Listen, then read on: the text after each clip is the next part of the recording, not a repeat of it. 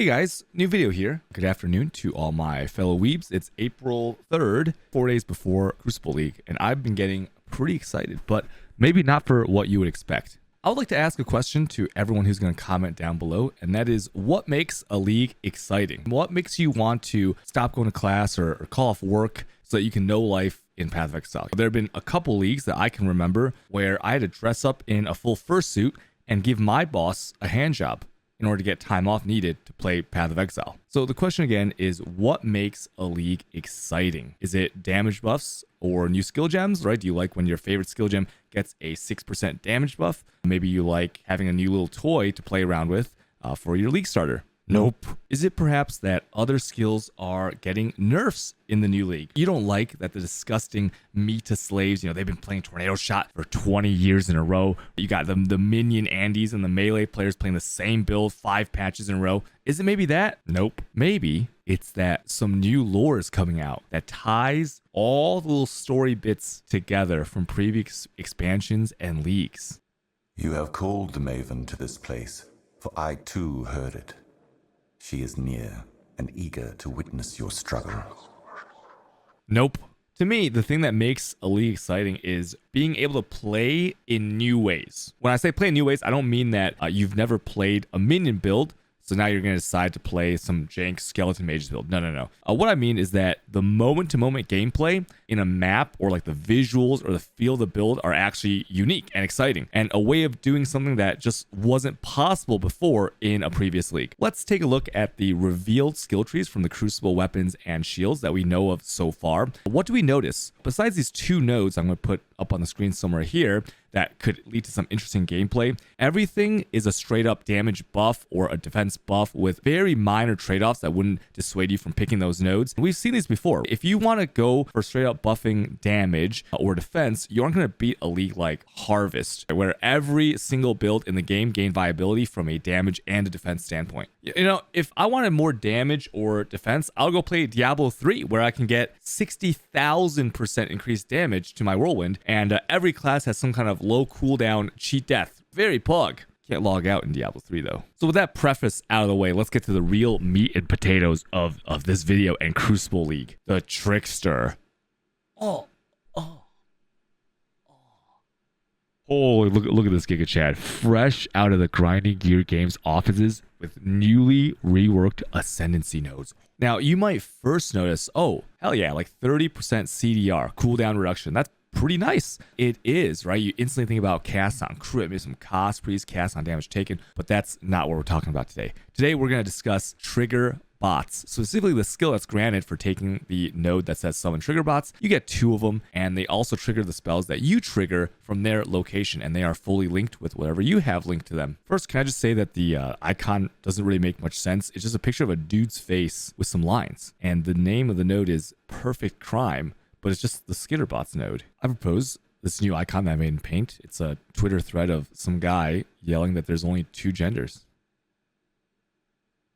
What are the downsides? 35% less damage of all skills that are triggered. Let's do some mental math real quick. Okay, if you have 0.65 times 100 times 3, so you have 195% of your usual damage if all the skitterbots hit the enemy. But no one really cares about the damage, because once you get your character into like the level 90s and such, you have all the damage you want. What we're really going to be focusing on is the word trigger as it applies to PoE items. Now, before I start listing all these amazing items, keep in mind that we don't know if all of these will work. I'm basically just going on the trigger page of the PoE wiki, and things that are triggered from the player should theoretically work with the trigger bots. And then we have some precedents. We can look at previous use cases where some might not work, but it would be cool if it did. Let's start with my favorite item in the game that's not a chase item, the goal. Now, what is the goal? A goal triggers level 1 lesser shrines when you kill an enemy. This can give you things that you can't get anywhere else in the game. For example, you can get AoE, you can get acceleration shrine, a mini version, you can get resistances that up your maximum res, you can get defensives that give you a crap ton of armor, ES evasion. There are also nodes for damage, like a small brutal shrine. When you trigger these, there is a cooldown. However, if it works with the trigger bots, what will happen, it will trigger 2 additional lesser shrines at the location of the trigger bots. Now, you have to click twice more, but imagine a situation where you go into a map. The first pack of mobs that you kill gets you an acceleration shrine, a massive shrine, and then a resist shrine. How insane would that be? Get that much of a power boost just instantly. Next, we have Impending Doom. Now, this is going to be a very popular league starter. This has been proven in the previous league to be an excellent build for all-around content, and it doesn't seem to be really nerfed in the 3.21 Crucible League. If you read the text, it says trigger Doom Blast when a hex from supported curse skill ends. There is a limit to Impending Doom where it has to recharge, but if there is an interaction with the trigger bots,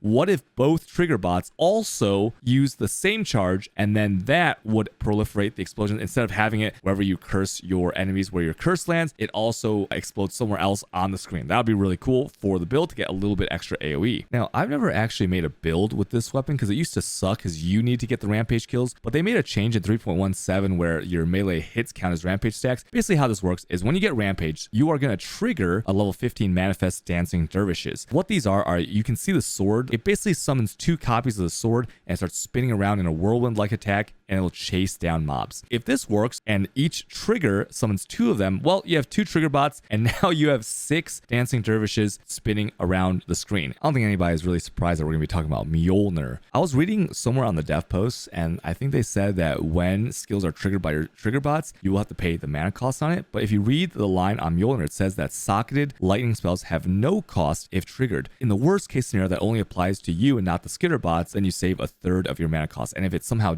does count it as a triggering from the trigger bots, will also cost no mana, then you still have no mana. So that could be a really cool way to build around this weapon. I personally am not a big fan of items that require such a massive stat requirement, but I'm sure that's easy to get around with, especially since the new Crucible skill trees have nodes that say plus 100 of this stat, with the downside only being that it provides no inherent bonuses. All right. I didn't even know what the skill was before I read it, Glimpse of Eternity, because it's been a long time since I used the Eternity Shroud. Basically, when you get hit, you create like a temporal bubble around you that reduces monsters' action speeds by 40%. So you can see the application with trigger bots, where maybe if you get hit with this, the trigger bots also lay down 2 extra bubbles, and now you have more coverage on the screen where people are slowed by this massive temporal chains. You guys remember this weapon? It says 20% chance to trigger a level 16 Molten Burst on melee hit. This is basically like a Molten Strike automatic casting on hit, and what it does is it overlaps and it has a pseudo 7 link because any support skills in the weapon will support the Molten Burst. So now you imagine the overlapping, as long as the trigger bots are close, you spam the Molten Burst, the 2 trigger bots are spamming the Molten Burst. It could be a lot of damage. It could look pretty cool. This ring is called Mark of the Shaper. If you ever wanted to roleplay as Shaper, you could equip one of these rings. Now the balls for mapping purposes are a little bit too slow, and they have a 2-second cooldown,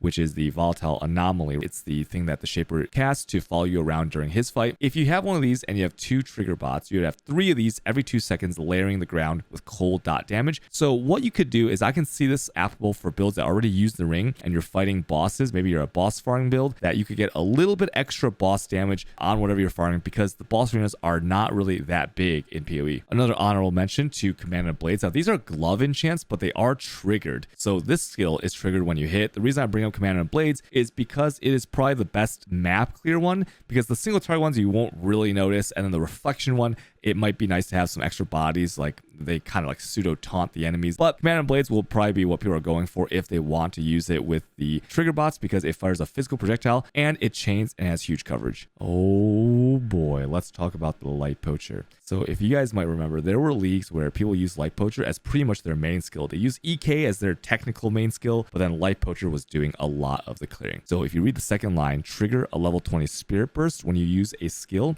I'll put some footage of me clearing a strand map in the past so you can see what that visual looks like, but it shoots basically like a Ring of Blades EK like projectile in a circle around you. Every time you use a skill, any button you press, it'll shoot out the Spirit Burst. And they changed it so that now it's 100% chance in 3.21 when you kill a mob to get a spirit charge. How many spirit charges can you have? Well, as many as you have abyssal jewels on your character. So let's imagine a scenario where you have 10 abyssal jewels on your character. You have 10 of those going off, and then you have 2 trigger bots going off at the same time. So that's 30 of these spirit bursts going off at once. Now you might say, well, this can only be a 3 or a 4 link maximum, right? Depending on if you have a 1 or 2 socket Light Poacher. Well, a 3 or a 4 link spirit burst is actually pretty good, because they just updated it so that it gets 5% of physical damage. It's a base physical damage spell as every extra element. So it's like getting, I guess, 15% more damage because you're gonna get the cold, fire, and lightning physical as extra added to the projectile. And we have 30 of these going off. It's gonna be incredible clear speed. Sackwall's Flock. Every league, I have some guy coming into my Twitch chat telling me that I should play the Tornado Thomas build, okay, where you just spam a billion tornadoes everywhere.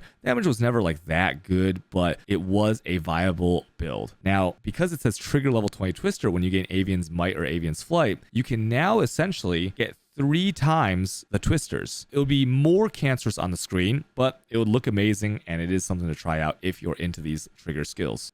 The Surging Thoughts. I've never seen anyone use this item, but if you don't know what Storm Cascade is, think of it as it's like Glacial Cascade, but the lightning version. It is on a 0.25 second cooldown. Since this is triggered when you attack, and everyone still has attack speed pretty easily, I can definitely see you hitting the CDR cap, maybe even take the 30% CDR from the saboteur, and now you and your 2 trigger bots are spamming a lightning Glacial Cascade all over the screen.